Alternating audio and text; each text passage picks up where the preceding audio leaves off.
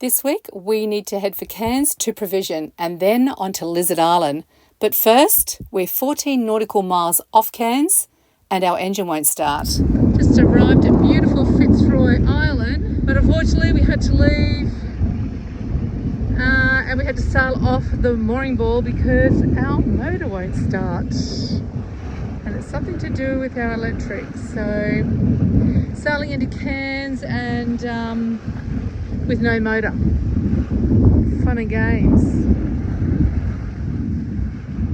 Doing like 9 to 10 knots. We're flying along here.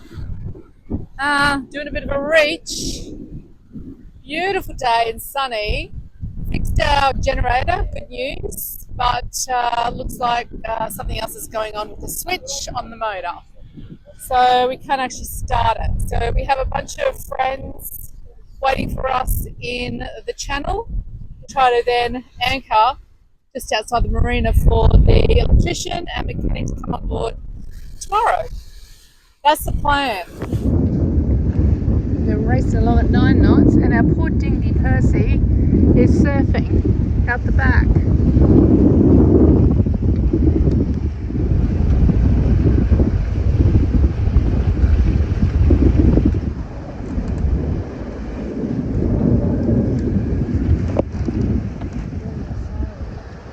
Yeah. So I'm just trying to sail as long as we can before I jump in the dinghy and start towing, hip towing.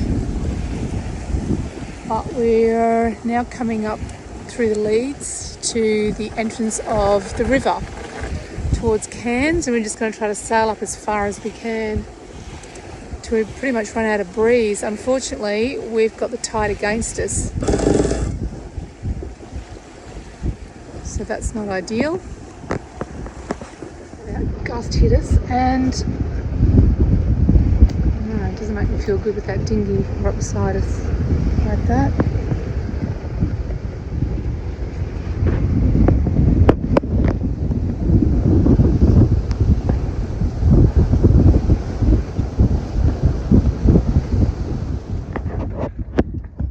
So we're in and we've dropped anchor and we sailed right up to this spot, and then I jumped in the dinghy and pushed us a little bit more forward, and a couple of other sailors came over in their dinghy. It was more like moral support, which was great because I'd never done that before.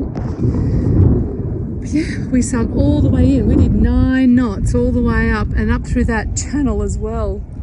We definitely came in hot. They were all very impressed with Rob's sailing. So again, this switch has given us some grief, but Rob's just going to give us a rundown on what actually happened. Obviously, we're not in Cairns at the moment, as you can see from the background.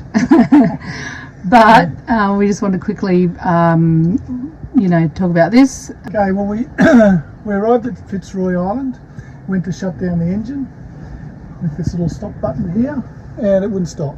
So I went down the engine room and turned it off manually, and then of course it wouldn't start again. So the next day we sailed off the mooring and into Cairns.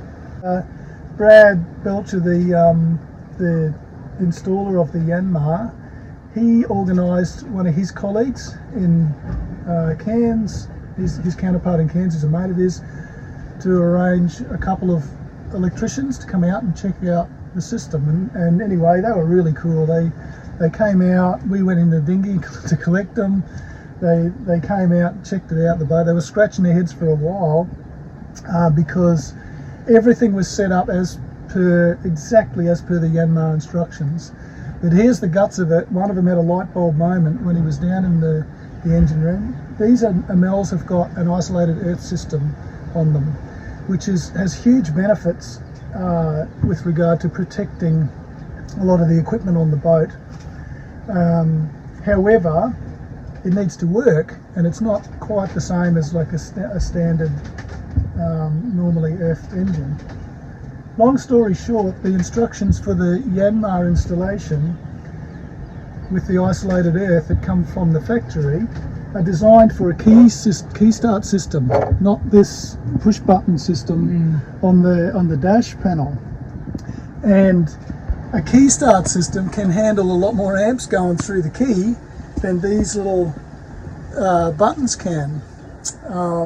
So this, as I say, there was a bit of a light bulb moment for one of the electricians who was down in the engine room, and he worked it out as to which side of the power this big solenoid was on, and swapped it around, and away we go. And it's been working flawlessly ever since. So hopefully Yanmar have updated their instructions now. Yeah. For anyone else. And it was under warranty too, so they covered it all for us. They so were that was fantastic. great. Like same day. Like they came out. No, there'll be no cost. Yeah, it was all. They were very careful about backing up their workmanship and the product and everything. So that was really good. And they, as I say, it took them some time because they were following all the instructions precisely and triple checking their work and everything. But it's all good now. Yeah, perfect. Right, so we're going to start the engine and get going to the next. Here we go. Power on.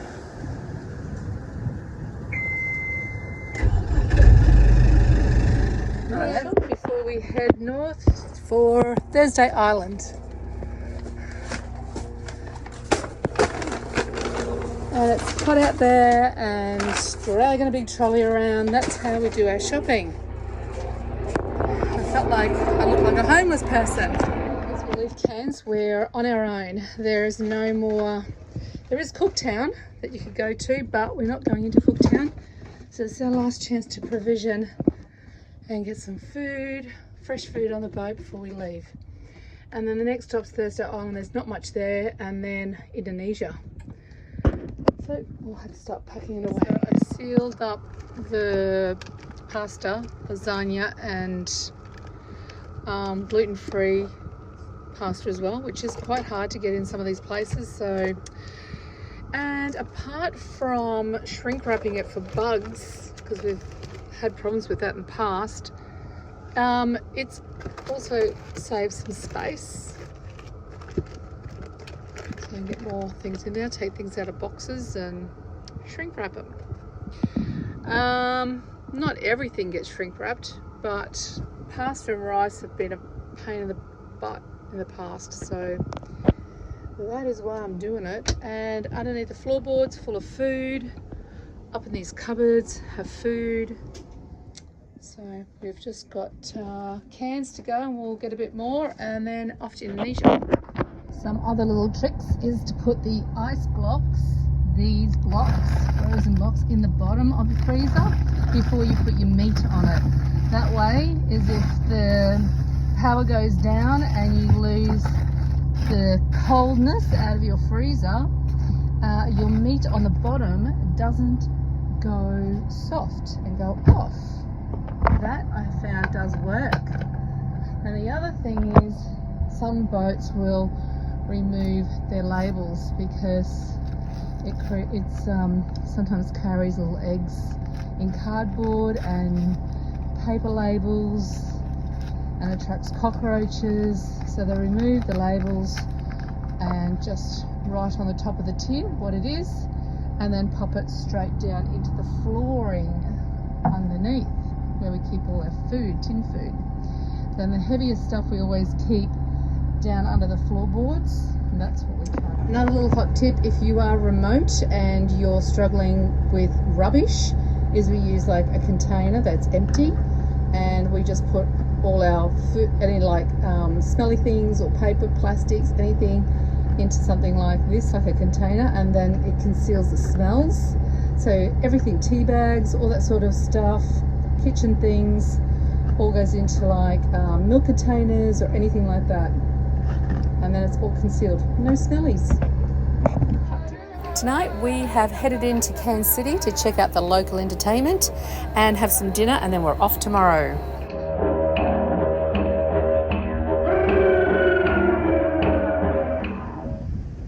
This morning we left Cairns and we're heading for Hope Island, which is about 11 hours sail. and that'll get us closer to Lizard Island, and that's where we'll make our jump to go to Thursday Island. So we're on our way. Cairns is a beautiful place. It's a very touristy place. It's got lots of clubs, pubs, shops, provisioning, lots of live music. There's a lot going on, and it's an expensive place to stay because you just keep spending money there. So it's actually good to leave. Love Cairns, but it's much cheaper once you get off the land and out to sea and start fishing for fish and just eating what you've got on the boat rather than going out for dinner and lunch and stuff. So we're all fully provisioned to leave, and should be a nice sail today. It's about 20 knots of wind apparently coming in. Not at the moment, but we'll see. We've just got the Genoa up and the mizzen up, and it's a bit of a broad reach, and we are doing 6 knots, 6.5 knots, which is very comfortable and flat out here this morning. It's lovely. Right, we're going to go check out Low Island. It was a 5-hour sail from Cairns. It looks pretty popular for the tourists. And there was 2 little sharks that came when we pulled up here. And we didn't find any little sharks. But we found these batfish. Did you see there were more that came out from under the boat too? No. Far out. There's 2 of them. Yeah. See these things? They clean the bottom of the boat, but they Fish and 2 remora. remora. But they look like a little shark. They actually suck onto sharks and clean the shark. They're very greedy. Oh my god. Low Island is a pretty easy island to get to. It's a 15-minute powerboat ride out from Port Douglas, and that's where all these guys have come from, on these massive big boats. Just heading north this morning and passing the Daintree River, which is just sort of behind that little island over there that juts out, and it goes into the Daintree forest. It's beautiful, look at that. Picked up another mooring. There's 4 mooring balls here, and we're the only boat here today. This is Hope Island. We've been here before. It's not much there. There's a picnic table, and I think you can camp on this island. A memory. I feel about swimming here.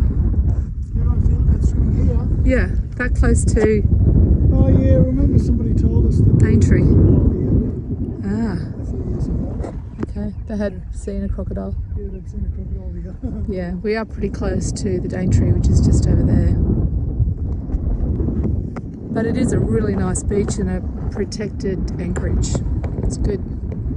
Well, it's windy this morning, so we'll be making one big jump to Lizard. Yeah, I reckon it's about 20 something knots out there. Like Rob says, if it's blowing, we're going. And it's blowing. Well, we're going to make a 5-hour hop to the next island, but if it's this windy, we'll just keep on going all the way until we hit Lizard Island. We're going. Yes. Good afternoon. It's going to be windy up there. It is windy. It's 20 knots in the anchorage. Oh wow. So there's more out there. That's good. We'll have a good ride. Because it's usually like a 10-hour sail up to there, but today it should be like a 5. Jokes. It's definitely windy today. It looks choppy.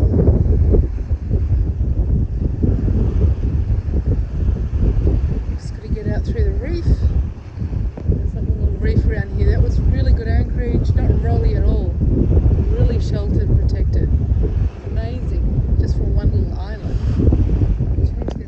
the boat. Gonna bring the pole in. We're gonna have a bit more of a reach.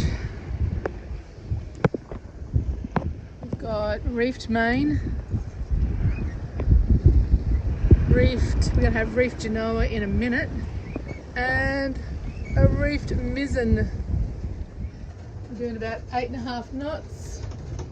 We're on a broad reach. And we've got 20 knots of wind out there, and it's gusting up to what, 27? Yeah. Well, the highest we saw was 30, but mostly it's not like that. Yeah. And we're heading for Lizard Island. We should get there about 4 o'clock, hopefully. Yeah. If this wind stays in. If the wind stays in, we'll make it easy. Yeah. And we've got some reef out there. Yeah, now And we've got about, Cooktown is over on our left. We're flying up the coastline. 9.6 knots, and we've got about 25 knots of breeze. Here we come, Lizard Island! Just up ahead. Being on Lizard Island just in there, but we've actually got to go around on the side to get protection from the southeasterlies. Yeah. What do you think? We're back at Lizard Island after 2 years? no, it's kind of strange, isn't it? Yeah, it's a It's really, familiar, like we spent a month together, so yes, 2 years ago. Yeah, it was so nice. We're here for a month, but it's got lots of really cool walks and just beautiful reef. They've had some coral bleaching here apparently, so yeah, more than a bit. I reckon 90% of it. yeah, so that'll be interesting to have a look and see and compare. Well, we've had a fast ride here, 9 knots most of the way. Averaging 8. Every time I looked it was 9. Yeah, no, we'll definitely have averaged more than 8. Yeah, I Way reckon. ahead of schedule. Yeah, it's good. Like, well, 2 hours ahead of schedule. Yeah.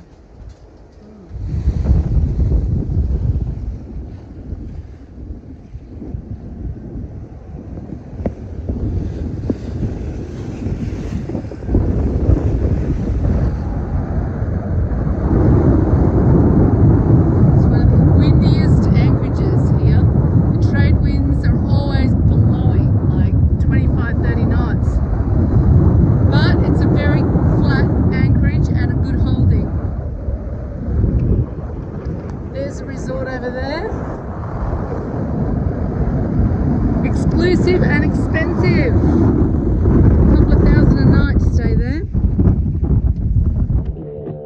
Next week we go ashore and explore Lizard Island. And then we're off, heading north to Thursday Island.